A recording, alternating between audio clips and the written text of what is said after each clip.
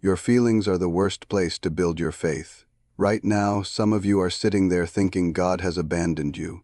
You can't feel Him anymore. Your prayers bounce off the ceiling, your worship feels fake, and you're wondering if you've done something so terrible that He's turned His back on you forever. But what if I told you that the absence of feeling doesn't mean the absence of God? What if I told you that some of the most powerful moments in your spiritual journey will happen when you can't feel a single thing?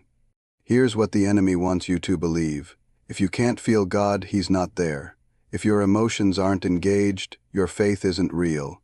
If you don't get goosebumps during worship, God isn't moving. That's a lie from the pit of hell, and it's keeping you trapped in spiritual infancy.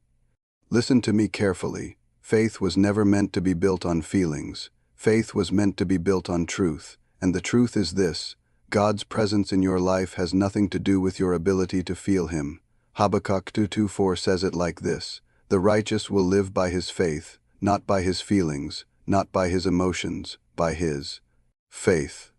When you can't feel God, you don't need to feel harder. You need to choose harder. You need to choose to believe what God says about you when your emotions are screaming lies. You need to choose to trust His promises when your circumstances are screaming contradictions. Because here's what most believers don't understand. Your feelings are not your GPS. Your feelings are not your compass. Your feelings are not your truth meter. Your feelings are just feelings. They change with the weather. They shift with your hormones. They fluctuate with your sleep schedule and your blood sugar and whether or not you had a good day at work. But God's love for you, that's constant, His presence with you. That's unchanging, His promises over your life. Those are eternal. Matthew 28:20 says, "And surely I am with you always, to the very end of the age." Always doesn't mean when you feel like it. Always means always. When you're walking through the valley of the shadow of death and you can't feel Him, He's there. When you're in the wilderness and everything looks dead and dry, He's there. When you're in the storm and you can't see His hand, He's still holding you. But here's the key. When you can't feel God, you have to act like you believe. He's there anyway.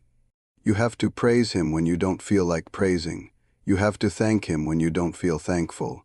You have to worship Him when worship feels like work. Because that's not fake faith. That's mature faith.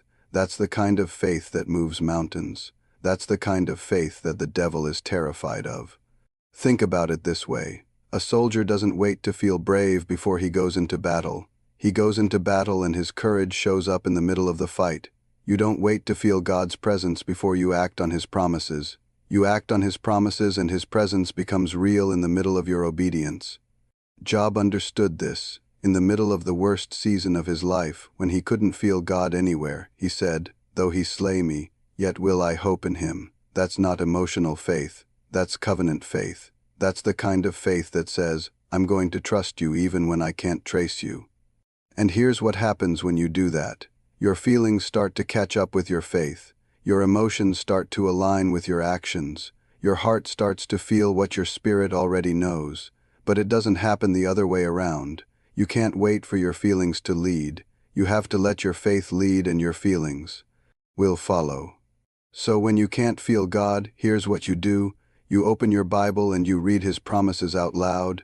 You don't read them because you feel like it. You read them because you need to hear truth louder than you hear lies. You worship Him even when worship feels empty. You don't worship because you feel His presence. You worship because He's worthy of your worship whether you feel it or not. You pray even when prayers feel pointless. You don't pray because you feel connected. You pray because prayer is not about feeling.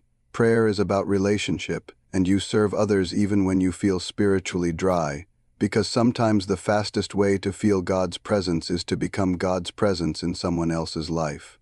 Listen, God is not hiding from you. He's not playing games with you. He's not punishing you with silence. Sometimes He allows you to walk through seasons where you can't feel Him because He's developing something in you that can only be developed in the dark.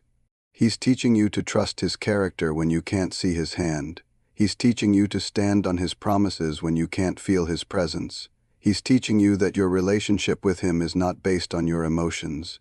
It's based on His love, and His love never fails.